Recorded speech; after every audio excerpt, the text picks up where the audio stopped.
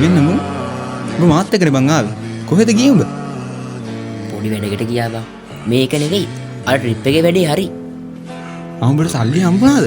කවුද තාත්තත් දුන්නේ? ඔව් තාත්තගෙන් ඉල්ලගත්තේ. එනගේ මතුනේ මේක ඉල්ල ගන්න.